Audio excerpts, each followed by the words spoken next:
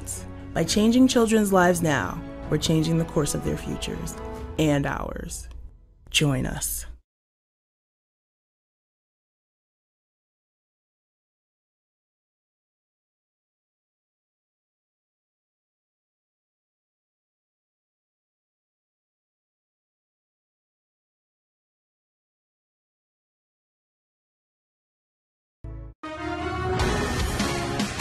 So he was the very first Democrat to announce that he was a candidate for 2020. Former Maryland Congressman John Delaney says no to Medicare for all, no to the Green New Deal, and no to those who pushed Amazon out of New York City. So is bucking his own party potentially the way to win the nomination? Here now exclusively, John Delaney, former congressman and 2020 Democratic presidential candidate. Sir, good to have you with us today. Thank you very much for being here. Thanks for having me. So when you look at this field, you have a lot of people who have some pretty decent name recognition. They spent time in the Senate, ran for Senate in Beto O'Rourke's case if he gets in. But a lot of people don't know who you are. And in most of the polls that we've seen, you barely register. So how do you plan to turn that around? Well, I just opened my sixth office here in Iowa. I'm sitting here in Waterloo, Iowa. We've got more people on the ground in Iowa and New Hampshire than the other campaigns. We've got a big operation here. So, Martha, I'm pursuing that kind of old-fashioned early state strategy where you're in coffee shops in people's living rooms and you're telling them what your plans are. And I'm introducing myself to them, and we're getting a lot of enthusiasm on the ground here in Iowa and New Hampshire. So to some extent, I'm playing a bit of a different game, right? I'm not necessarily playing the national media game right now. I'm playing the Iowa, New Hampshire early state strategy. I've done over 300 events in these early states. We have a lot of supporters on the ground here, and we've got a good-sized team. Like I said, I just opened up my office here in Waterloo. Yeah. It's a snowy day here. We had 70 people. We stayed for a couple hours. It was a great event. So how do you keep that, the long-term picture as these other people get in and they're going to flood Iowa as well? And I understand what you're saying about your strategy, that you realize, I would imagine, that you're, kind of an underdog in this thing and you don't have a lot of name recognition. The other thing is, though, that, we're hearing a lot about how diverse the candidate needs to be for the Democratic side, that's a major. We heard Cory Booker the other day say, I will definitely pick a woman if I am the nominee because that will give the balance that my ticket needs. You are, a middle-aged white male. What do you have to offer to that equation? So listen, I think the diversity in our party is terrific. I think our party right now at this moment in time really represents the American people. I'm not a person of color and I'm not a woman, as you correctly recognize there. And so I can never fully appreciate all the issues people of color and women have had to deal with in this country. But I do believe at the end of the day, what the Democratic Party is going to look for is the person who they think is the best leader, who has the best vision for the country. I'm running as a pragmatic idealist. There's big things I want to do to make this world better, but I actually want to get them done. I want to find common ground. What's number one on your list? We know you don't like the Green New Deal. You don't like Medicare for all. What's the number one thing what's your mission? Well, so it's not that I don't like those things, right? I like the fact that people are trying to create universal health care. I like the fact that we're dealing with climate change. I just have better ways of doing them, right? I think the issue with climate change, for example, is I introduced the only bipartisan carbon tax bill in the Congress. That's right. Democrats and Republicans coming together on a carbon tax, and we take all the money and we give it right back to the American people in a dividend. That's the kind of solution that can get done. I think we should have universal health care in this country, but I don't think we should get there by making private insurance illegal. That's a crazy approach, right? So I want to do things that matter to everyday Americans with their education, with their health care, create jobs in communities that have been left behind. We've seen a tremendous hollowing out economically of jobs in this country. Last year, Martha, in our country, 80% of the money for startup companies went to 50 counties out of over 3,000 in this country. And I'm a former entrepreneur. I started 2 companies and took them public on the New York Stock Exchange. So I know how to create jobs. So I'm focused on jobs. I'm focused on health care. I'm focused on education, opportunities for people's kids. These are issues that matter to the American people. Well, what about the idea that you might be running as a potential vice presidential candidate? What do you say to that? There's a lot of women who are in the field. Is that something that you would consider? I'm running for president. So that's my goal. I'm the right person for the job. I believe I have the right vision for the country. And importantly, I'm very focused on bringing this country together. I think one of the central issues we face as a country is how terribly divided we are, how American has been increasingly pitted against American. So I think we have to get back to this notion of common purpose, that we're all in it together, that there's some big things we need to do, but we have to do them together. And there's obvious solutions for all the issues we face as a country right now, whether it's healthcare, climate change, jobs, pharmaceutical prices, but we got to solve them together. John Delaney, we thank you for coming on. We hope to talk to all the Democrat candidates, and we thank you for your time tonight. Thank you, sir. Thank you, Martha. So a final farewell tonight to the Navy sailor in this iconic photo. He was 21 at the time when he got the word that victory was declared over Japan, ending World War II. George Mendonza planted that famous kiss on a pretty stranger to celebrate. He later became a fisherman in Rhode Island, and that's where he died at the age of 95. We thank him for his service and his exuberance on that day. That's the story from Monday the 18th. We'll see you tomorrow night.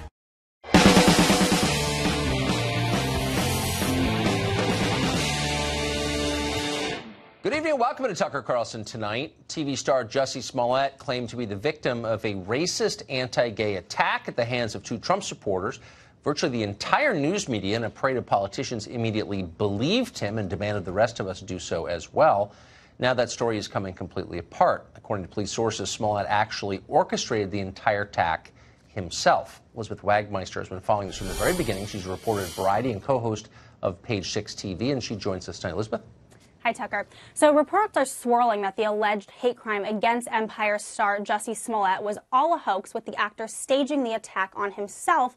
2 arrests were made late last week, and the Chicago Police Department officially named 2 Nigerian brothers as official suspects, not just persons of interest, on Friday. Hours later, both of the suspects were released without any charges filed due to new evidence which cleared the 2 brothers. With the turn of events, the Chicago PD wants to re-question Smollett, but I spoke with his publicist who told me today, quote, there are no plans for Jussie Smollett to meet with Chicago police today. Any news reports suggesting otherwise are inaccurate. The brothers, who were initial suspects, were both extras on Empire. They were actors, and reportedly they knew Smollett, who told police that he was attacked by 2 white men on January 29th, with the assailants reportedly yelling homophobic and racial slurs, pouring bleach on him, and putting a rope around his neck. While police entered the 2 suspects' home with a search warrant in Chicago, they found a black mask, bleach bottles, and a script from Empire.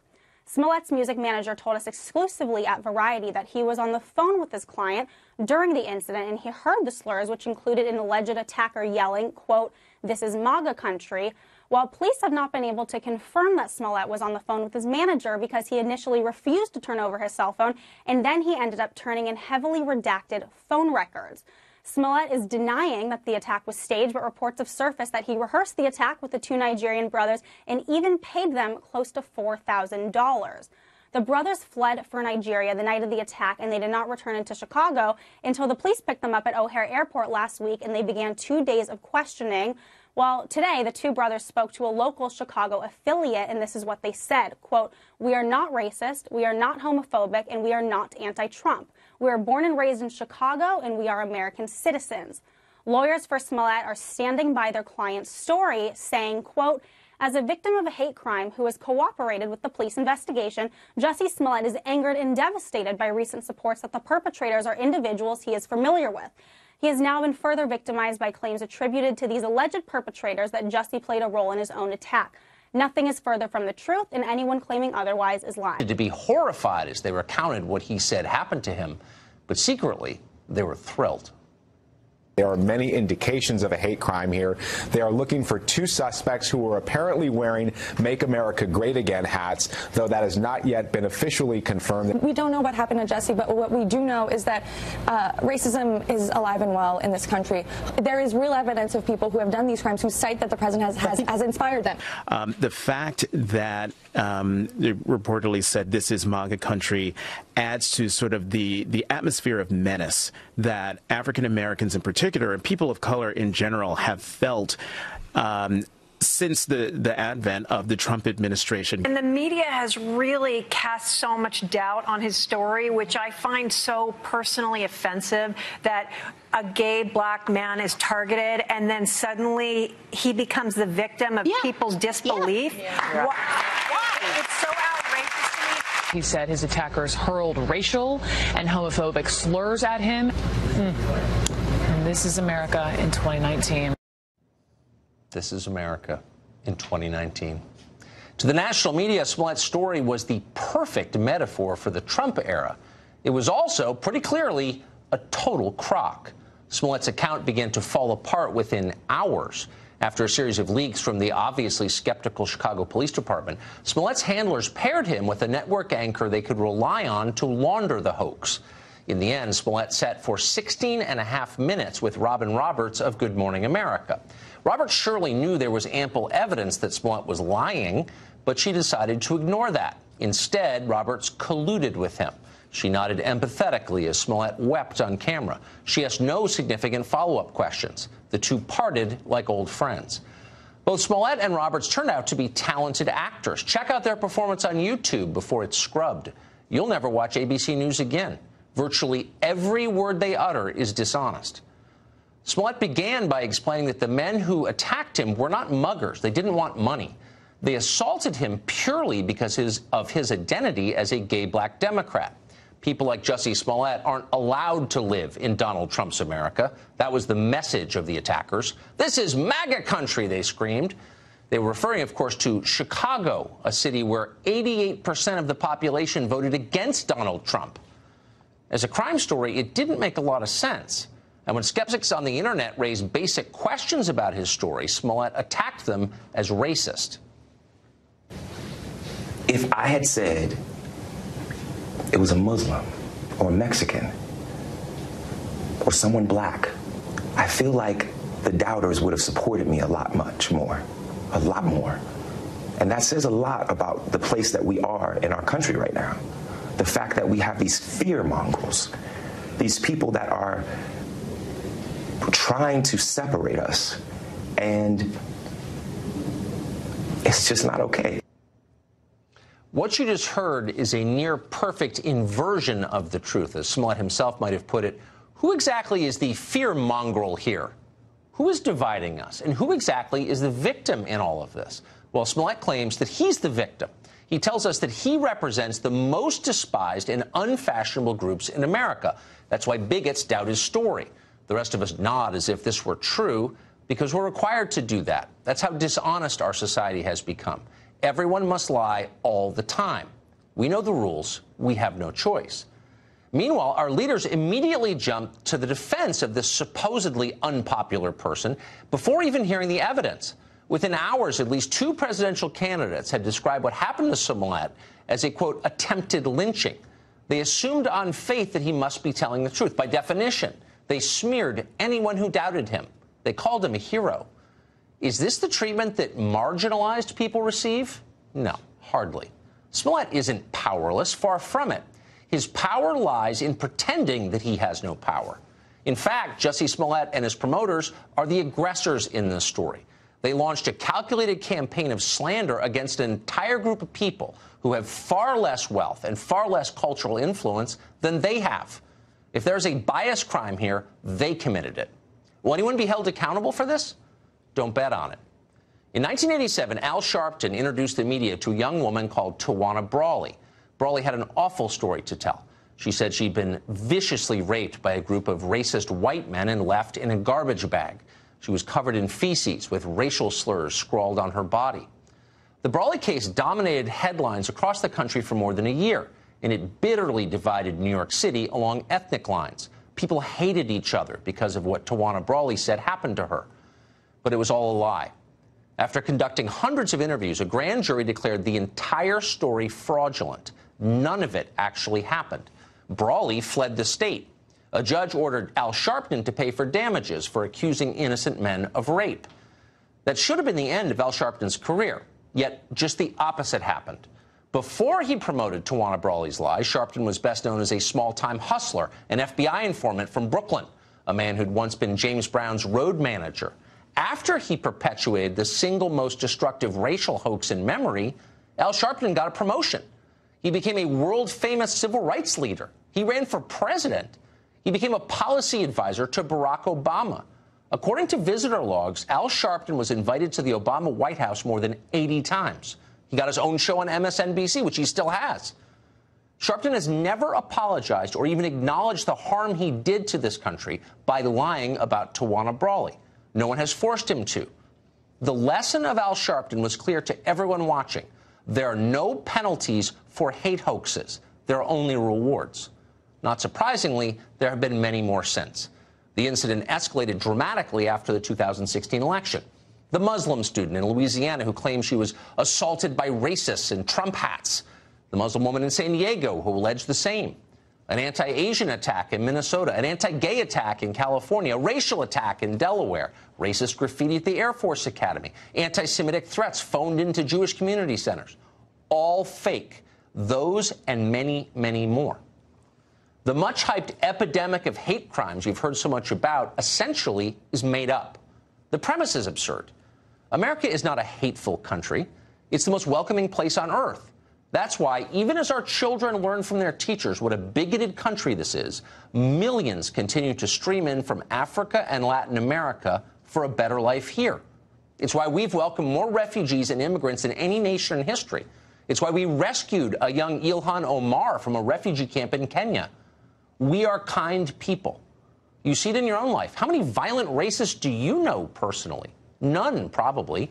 That's because there aren't many in America. The left has to invent them. Stoking race hatred ensures continued power for the Democratic Party. Divided populations are easier to manipulate and rule. There would be no Democratic coalition without racial animosity. It's what holds their constituencies together. That's the point of identity politics. It's why they're forever reopening the wound. It's why Al Sharpton is still a revered figure among Democratic office holders. But the cost to the country has been high. Ask the kids from Covington Catholic. For the crime of having unfashionable political beliefs and skin color, a group of entirely innocent high school students came close to having their lives destroyed. That didn't happen by accident. The national media did it. They concocted a hate crime out of nothing. The Twitter mob then demanded that those boys be expelled from school and marked for life. Their parents were threatened. Their classmates were harassed. After 2 days, video surfaced proving that none of it was real. The mob moved on. But what if exculpatory video had not emerged? CNN panels would still be screaming for their blood. You sometimes hear people wonder why the media never seem to learn anything from moments like these, moments when they're exposed as corrupt and reckless. And so the answer to that question is very simple. It never occurs to them that they may be wrong or that they might have something to learn. The media see themselves as teachers, not as students. If you ever tried to put a sleepy 4-year-old into a snowsuit before school, you know how journalists feel about the audience. It's frustrating when children don't understand or obey, but you've got to keep trying. That's how they feel. Listen as that oily media reporter kid from CNN explains that the Jussie Smollett hoax does not in any way reflect poorly on the people who promoted it. Perhaps the questioning was not tough enough on Good Morning America, but ultimately this is not about the media or about politicians or activists or any of the people that might have been fooled. It's about Jussie. Oh, yeah. It's about Jussie. It definitely has nothing to do with any of us in the media who uncritically repeated his lies night after night for political effect. It's Jussie's problem now. That's Nancy Pelosi's new position, too, by the way. Almost immediately after Smollett's story hit the newswires, the Speaker of the House denounced the racist and homophobic attack. Quote, "May we all commit to ending this hate once and for all." Pelosi has since deleted that tweet. She has not apologized for her own role in perpetuating that hate. Pelosi should apologize, and not simply because it's good manners. Hate hoaxes make ethnic groups fear and distrust each other. That's a dangerous thing to do in a country that's becoming more diverse by the day. The only way to prevent future Tawana Brawleys and Jussie Smolletts is for the people who've promoted these lies to acknowledge what they've done, ask for forgiveness for doing it, and pledge to stop judging others on the basis of racial stereotypes. We need to resolve the Jussie Smollett story. We can't just move on to the next thing and act like it never happened, which is their plan. Smollett himself made that point, actually, at the end of his interview on Good Morning America. Watch. I still want to believe, with everything that has happened, that there's something called justice. We've got that in common. Something called justice. We all want to believe in that. Well, more on the Jussie Smollett story after the break. It is still developing. Why were the police skeptical of his story from day one, while journalists whose job it is to divide truth from falsehood swallowed it whole? We'll investigate. We'll be right back.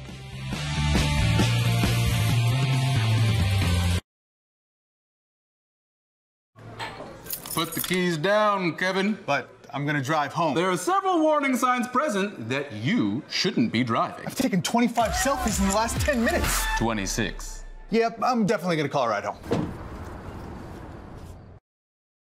Breast cancer is the leading cause of all cancer deaths for Hispanic women. That's unacceptable. Breast cancer is unacceptable. Join our fight. Save lives. Failure is unacceptable. Put the keys down, Kevin. But I'm going to drive home. There are several warning signs present that you shouldn't be driving. My text to emoji ratio has gotten a little out of hand. A little? Yep, I'm definitely going to call a ride home.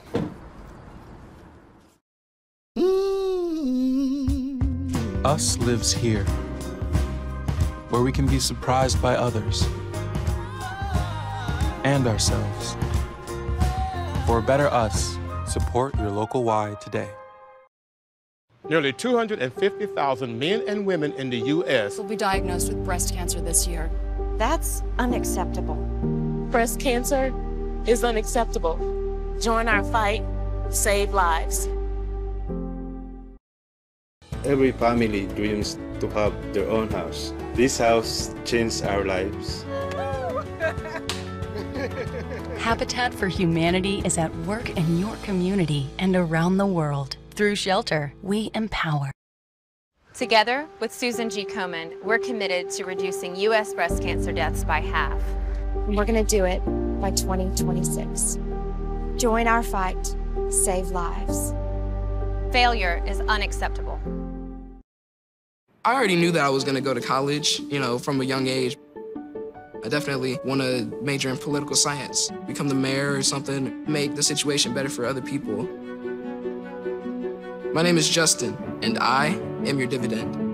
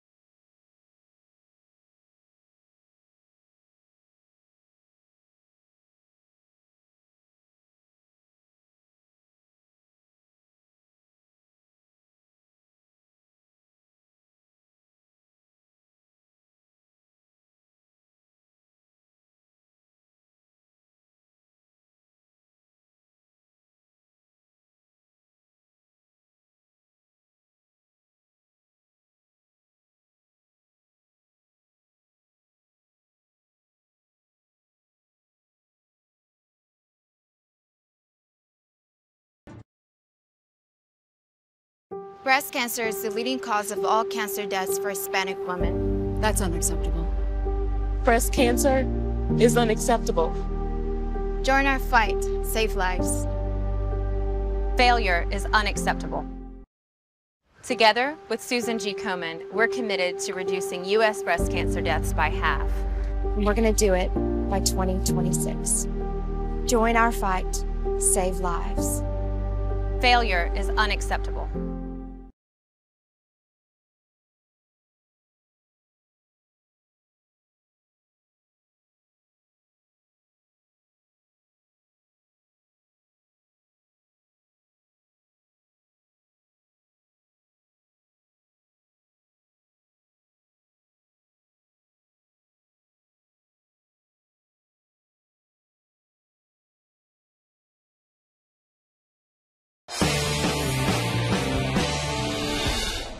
This is happening for a reason. Why all of a sudden do we have people unable to study while black, unable to mow a lawn while black, unable to have a picnic while black, and being attacked? It's coming from the President of the United States. He's dog whistling every day. Well, victim is now the highest honor that the American ruling class can bestow on a citizen. It's like the Victoria Cross was in the First World War. For 3 weeks, Jussie Smollett wore the victimhood mantle. Of course, it appears to be now a sham. Instead, Smollett was likely the one victimizing other people. If the press controlled things, he would have gotten away with it. But local police were skeptical from the very beginning, it looked like. They did the hard investigative work, and they apparently exposed a bizarre plot that nobody would have predicted at the outset. Mark Morgan was the head of the Border Patrol under President Obama. Before that, he spent more than 20 years at the FBI. He joins us tonight. Mr. Morgan, thanks very much for coming on. Underneath all of this is the larger story of Chicago, which has an epidemic of shootings and murders, 3,000 shootings last year. Fewer than 1 in 6 murders is solved in Chicago. And as I watched this thing play out over the past couple weeks, I kept thinking, what is the manpower that's being diverted from actual crimes to work on this fake crime? So that's one of the most infuriating parts about this. So they have a shooting about every 2.5 hours, and homicide about every 12 hours. And so the detectives here in Chicago PD, even though they were skeptical from the start, they still took this serious, and they did an outstanding investigative job here. They devoted 12 or 15 senior detectives, experienced detectives around the clock to work on that. Do the math. They could have been doing other stuff, solving real crimes to help the city of Chicago. Instead, they're chasing this. I mean, if this is what it appears to be, that seems like an actual crime. I can't remember. Well, we were just talking about Sharpton, who's got a show on another channel, richer and happier than ever. Perpetuated the greatest race hoax in my lifetime and walks free. Do you think Smollett will face a similar bright future after this? Well, I hope so. If like you said, Tucker, and I think you've been very fair and balanced, if the evidence does show where it's leaning, the district attorney should take this before the grand jury, get a true bill of indictment, which means he will be arrested. It's a Class 4 felony, I believe, in Chicago. It's serious time. And then I hope the Chicago PD writes out a bill and makes him pay for their services. Do you think it's possible that Andy Lack at NBC will hire him, too, to join Sharpton and kind of maybe a race hoax block so over there at MSNBC? I couldn't resist. A different time, but yeah. The criminal penalties, though. I mean, it doesn't seem like anyone is ever charged. I can think of a long list off the top of my head of hate hoaxes in the past couple of years. I can't remember anyone doing time for it. Well, what I will say, and this what most investigators and detectives will tell you, that, falsifying claims, this isn't anything new. This happens on a regular basis. And I think that's why, from a law enforcement perspective, Tucker, we're so frustrated, because it's not just a rush of judgment to assume every allegation is fact. What you've seen is a step further. They're not just accepting every allegation as fact, but they're also immediately placing blame hours after it happened. What happens to a society in which people's skin color makes them more believable or less believable? I thought that's what we were against. And yet I saw a lot of people, when we played the clips earlier, saying this guy looks a certain way, therefore you must believe him. Isn't that what was wrong with the Jim Crow South, that people had that attitude? Exactly right. I mean, let's be honest. We're already taking a country that is very divided on this issue. Yes. And when something like this happens, what happens? It just further divides us. And I hope, if the evidence shows, I hope the DA does the right thing and holds him accountable. I mean, I wonder after a while if the pressure doesn't become so intense that justice is no longer blind. I mean, maybe justice is never blind, but we should be trying for that, I would hope. Have we given up trying? I can tell you Chicago PD hasn't given up. They did the right thing, even though they were skeptical, right, from the start. Right. They still did everything they could. They took this hate crime, which they should, very serious. And the investigative work that they've done, I hope they're able to unpeel that and let the American people know just how difficult it was what they've done. And they did the right thing. So, no, I think we're okay from a law enforcement perspective. They're still going to do the right thing. And I hope, Tucker, that the divide also, that the anti-law enforcement movement, I hope this serves that law enforcement. Nope, they're still going to do their job. No matter the vile things that are said about law enforcement, Chicago PD did exactly what they should do. Seems that way. It just makes everyone hate each other. It's so sad. This stuff is. Mr. Morgan, thank you very much. Thank you. Great to see you. Well, the press blasted Smollett's original allegation to the entire country, as they did with Covington, the fake Duke lacrosse rape, the fake rapes at UVA, and a lot of other stories that conveniently confirmed their own personal biases. They learned nothing from any of these hoaxes, which, again, they helped perpetuate. Instead, they prefer to forget they ever happened. Will this time be any different? Robbie Suave is really the world's living expert on this question. He is associate editor at Reason.com, author of the book Panic Attack, Young Radicals in the Age of Trump, and he joins us today. Robbie, when last you were on the commercial break, I said, since you really are, I think of as like an expert on hoaxes like this, I said, if we find out more about the Smollett case, I hope you'll come back, and you have. So my first question is, what about these stats that you often hear about hate crimes? I have them thrown at me all the time. 1 in 5 Americans will die in a hate crime or whatever. They seem very large, these numbers. Are they real? The short answer is no. If you look very carefully, it's easy to misrepresent them. So there was an increase from 2016 to 2017 in the number of hate crimes. But if you look, that's actually just because more agencies reported data to the federal government. Right. So just counting the issue more accurately will make it look like the problem's getting worse, when really there were just fewer people participating in this scheme to count hate crimes the year before. Statistics about anti-Semitic hate incidents that the Anti-Defamation League has talked about. I looked at those. They said there was a 60% increase since Trump was elected. Actually, anti-Semitic violence was way down, and what was up was that one deranged teenager who actually lived in Israel had sent a bunch of bomb threats to Jewish institutions. So that was the entire swing, was just him doing that. I mean, these were small numbers of overall crime, so it's easy to change depending on how you count it and how you tally it. It looks like, oh, it's happening and it's rising, and we can easily point to why that is, but that couldn't be further from the truth. So what you have is interest groups feeding misleading statistics to the media, but in this specific case, the media don't push back or dig deep. So in other words, if Philip Morris says to me, Marlboros are actually good for your health, I might want to Google it myself. But when these groups when the Southern Poverty Law Center sends fake stats to New York Times, they don't check. Right, and their stats weren't even scientific. They were just surveys of their own members, who of course are very intimately interested in promoting the idea that there's this surge in kind of hate crimes. And then the media institutions, when you read their stories, they just lead with the headline of this is the figure that the activist group says, and then maybe, many paragraphs down, if you're lucky, you get oh, by the way, actually, this is comparing apples to oranges because of some change in how the things. You're one of the only people I know, which is why I love talking to you, in the media, maybe because you're not aligned on either side, who follows up on the hoaxes. No one else seems to. Are there stats kept on this? It is so hard to tell what percentage of these kinds of things are hoaxes. I've been trying to figure this out for a long time. A lot of times, if we're talking about, for instance, the college bias incident, where someone does something that maybe might not even be criminal, but it violates the college policy or something racially offensive. Oftentimes they're just not solved. When they are solved, it seems to me, from my looking into it, that a lot of the time it ends up being a hoax.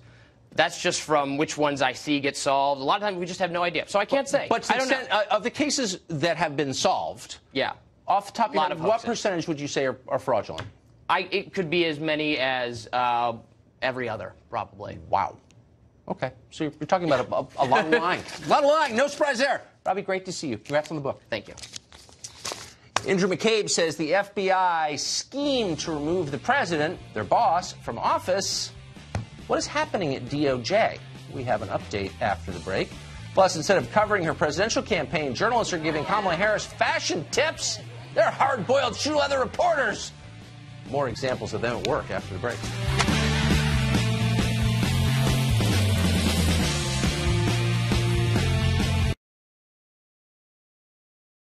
I already knew that I was going to go to college, from a young age.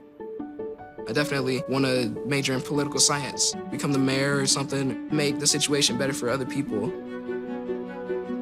My name is Justin, and I am your dividend. Together with Susan G. Komen, we're committed to reducing U.S. breast cancer deaths by half. And we're going to do it by 2026. Join our fight. Save lives. Failure is unacceptable. Breast cancer is the leading cause of all cancer deaths for Hispanic women. That's unacceptable.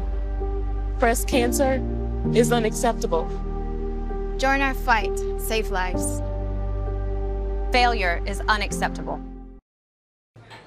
Put the keys down, Kevin. But I'm gonna drive home. There are several warning signs present that you shouldn't be driving. My text to emoji ratio has gotten a little out of hand. A little? Yep, I'm definitely gonna call a ride home.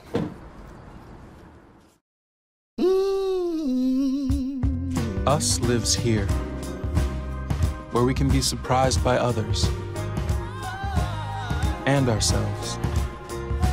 For a better us, support your local Y today. Nearly 250,000 men and women in the U.S. will be diagnosed with breast cancer this year. That's unacceptable. Breast cancer is unacceptable. Join our fight, save lives. Every family dreams to have their own house. This house changed our lives. Habitat for Humanity is at work in your community and around the world. Through Shelter, we empower. Put the keys down, Kevin. But I'm gonna drive home. There are several warning signs present that you shouldn't be driving. I've taken 25 selfies in the last 10 minutes. 26. Yep, I'm definitely gonna call a ride home. What if you could invest in the future of kids, like a stock? Not the kind of stock that's about making money, but a stock for social change. A whole new kind of investment called Better Futures. When you invest, it helps kids go to college. Believe in us, invest in us, watch us grow. My name is Sydney, and I'm your dividend.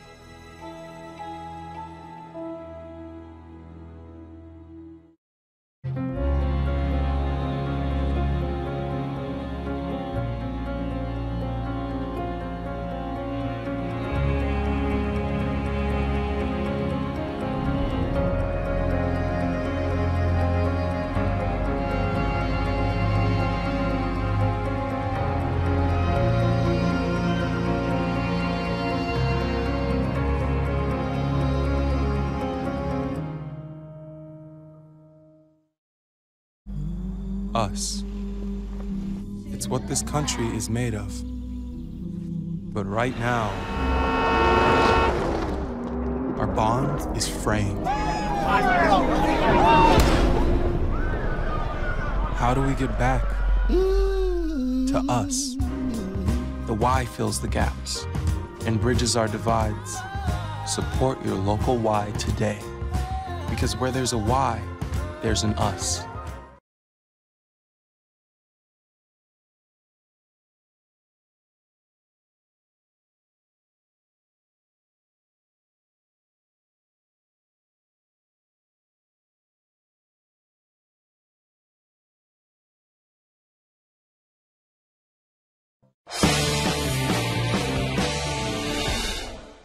Andrew McCabe's much-hyped 60 Minutes interview aired last night. During it, McCabe says that Deputy Attorney General Rod Rosenstein offered to wear a wire, a secret recording device, in order to collect evidence on his boss, President Trump. Watch.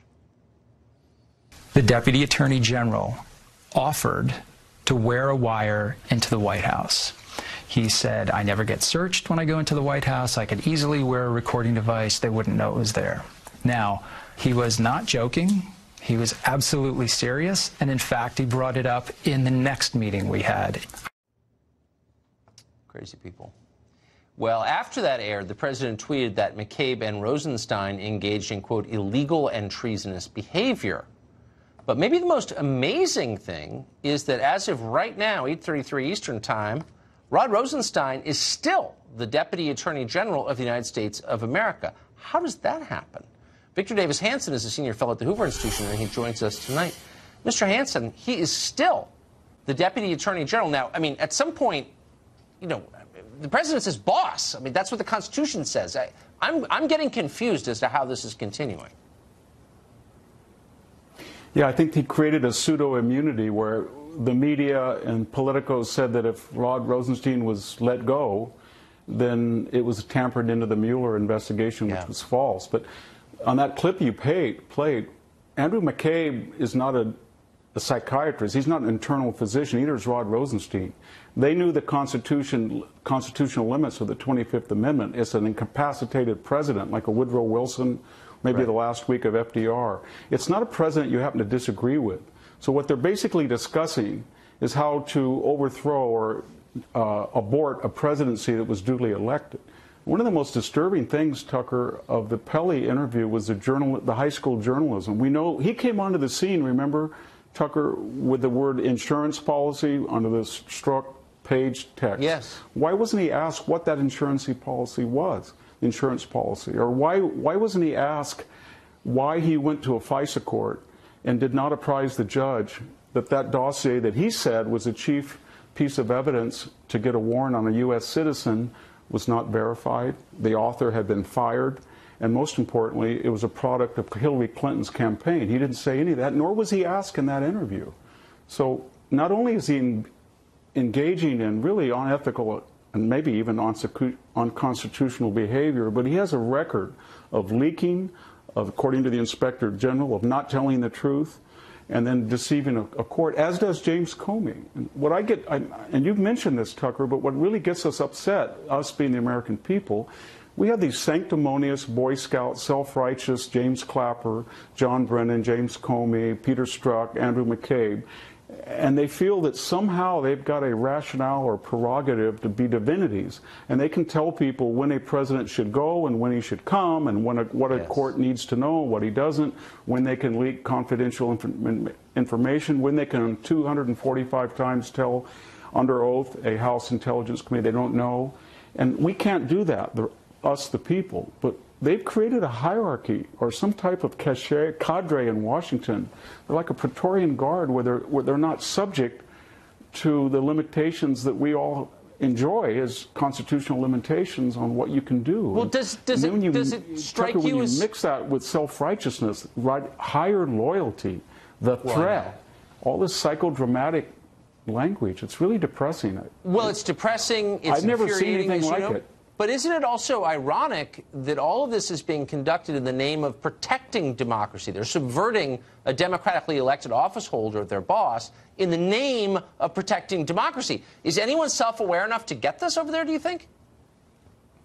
I don't think so. I think they feel it's Trump is a special case, and that would be the best take on it. The worst case is that they thought all along that Hillary Clinton, when they started all of this during the campaign, was going to be elected, and that behavior would not only be excused, if not rewarded. And then once that failed, they thought, well, now we'll take this campaign effort, the dossier, and then we'll board a presidency. When he says he opened up a counterintelligence investigation, he had no grounds for doing so. All he had was the rumors and the smears and the slanders and the fumes of this discredited dossier that he'd been told in 2016 by Bruce Orr himself was unverified, and that his own spouse worked on it. So that's all just rhetoric. When he said to Scott Pelley, well, you know, I was opening up a counterintelligence investigation. Not only doesn't he have the right to do that, but he had no evidence to do that. Well, exactly. Now, he's not Andrew McCabe, MD.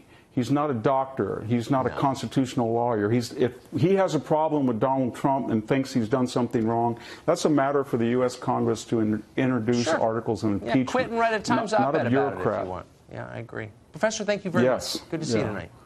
Thank you, Tucker. Well, Democrats running for president have a new rallying cry for 2020. Tear down every wall that protects this country. Why are they saying that exactly? Who would benefit from that? We'll ask the question after the break.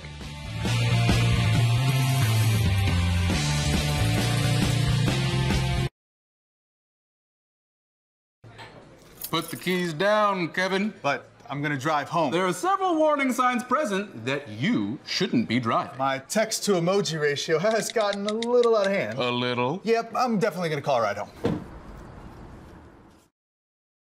Breast cancer is the leading cause of all cancer deaths for Hispanic women. That's unacceptable. Breast cancer is unacceptable. Join our fight. Save lives. Failure is unacceptable. Nearly 250,000 men and women in the U.S. will be diagnosed with breast cancer this year. That's unacceptable. Breast cancer is unacceptable. Join our fight. Save lives. Us lives here, where we can be surprised by others and ourselves. For a better us, support your local Y today. Put the keys down, Kevin. But I'm gonna drive home. There are several warning signs present that you shouldn't be driving. I've taken 25 selfies in the last 10 minutes. 26. Yep, I'm definitely gonna call a ride home. I already knew that I was going to go to college, from a young age. I definitely want to major in political science, become the mayor or something, make the situation better for other people. My name is Justin, and I am your dividend.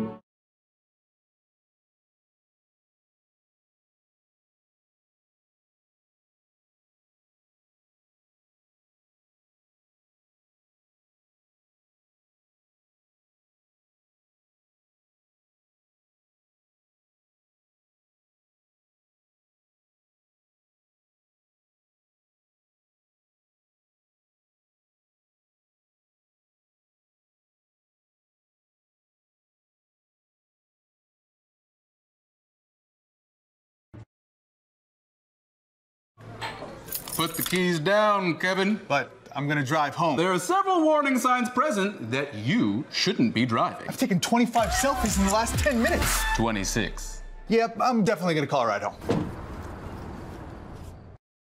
I already knew that I was going to go to college, from a young age. I definitely want to major in political science, become the mayor or something, make the situation better for other people. My name is Justin, and I am your dividend. Nearly 250,000 men and women in the U.S. will be diagnosed with breast cancer this year. That's unacceptable. Breast cancer is unacceptable. Join our fight, save lives. Put the keys down, Kevin. But I'm gonna drive home. There are several warning signs present that you shouldn't be driving. My text to emoji ratio has gotten a little out of hand. A little? Yep, I'm definitely gonna call a ride home. Breast cancer is the leading cause of all cancer deaths for Hispanic women. That's unacceptable. Breast cancer is unacceptable. Join our fight, save lives. Failure is unacceptable. Us lives here, where we can be surprised by others and ourselves. For a better us, support your local Y today.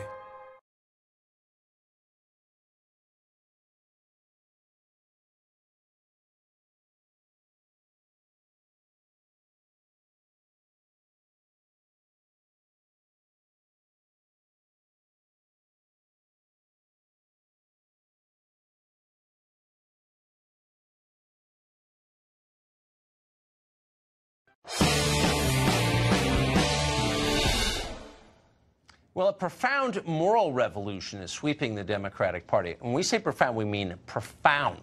This is like the Reformation, except instead of 95 theses, there's just one thesis. Walls are bad! Senator Kirsten Gillibrand of New York and Beto O'Rourke, who's on like a one-man road trip somewhere in Texas, are both running for president. And they put this new thesis in no uncertain terms. Walls must be torn down. If you could, would you take the wall down now? Here. Yes. Like you have a wall. Absolutely. Knock it down. I'd take the wall down. And do you think if there's a referendum here in this city, that would pass? I do. The idea of dismantling some of the wall, good idea, bad idea? Well, I'd have to ask folks in that part of the country to see whether the fencing that exists today is helpful or unhelpful. So I could look at it and see which part he means and why, and if it makes sense, I could support it. Tear down those walls! And they're not alone in that. Young pioneer Alexandria Ocasio-Cortez says a wall to protect our country is very much like another wall built to imprison a population. Listen to this. No matter how you feel about the wall, I think it's a moral abomination. I think it's like the Berlin Wall. The Berlin Wall! What city did that divide? That's the question I want to ask AOC. Jason Nichols is a professor of African American Studies at the University of Maryland. He joins us today. Professor, thanks for coming on. Hey, anytime. So I was a little bit shocked. Here, Alexandria Ocasio-Cortez is criticizing East Germany. She's not the person I thought she was. No, I mean, so again, when she says that walls are immoral, I think what she's not saying, and I don't think anyone believes that walls in and of themselves are immoral. I think what they're saying is that something that walls us off from our allies rather than our enemies is immoral. Somewhere where we're not being invaded, that's what makes it immoral. The fact that it's a physical manifestation of the racism that's coming out of the White House, that's what makes it immoral. You know, the fact that it's, that it's a wall. Okay, but Beto O'Rourke says that we should tear the walls down that exist on our southern border. Now, I'm pretty sure I understand that Beto is an extremely rich man. I think he married into a billionaire family, okay? Did he? So I bet you he's got some pretty stout locks on his doors at home. Why should he be allowed to have those? Why is that not racist? Well, so, why aren't they keeping people of color out of his house? I'm serious. No, I don't think that's what... I don't think that's a fair comparison. Well, really? Why? I think, well, when you look at it, that area around El Paso did not really have walls for a long time. And we shouldn't even call this a wall. We know it's a gate, a fence. Well, whatever. It's a physical barrier to keep people out. Physical barrier. Now, that physical barrier is relatively new. Right. And when you go back to 1995 and you look at the trends of violent crime in El Paso, it's always been one of the safest cities in America. Right. So it's not like a physical barrier was built and all of a sudden people got safer. It was always a safe city. Well, but that's absolutely right. And it's a wonderful city, by the way. El Paso is a great place with great people in it. But the city right across the river, absolutely, Juarez, was the most dangerous city in the hemisphere. And so they built the wall to keep the dangerous people out during the drug war. That would be fair, right? I mean, that's not racist to do that, I understand. Is it? I totally understand the motivation for building that barrier, particularly, we were in a post 9/11 time where people were afraid of many different things coming from other countries.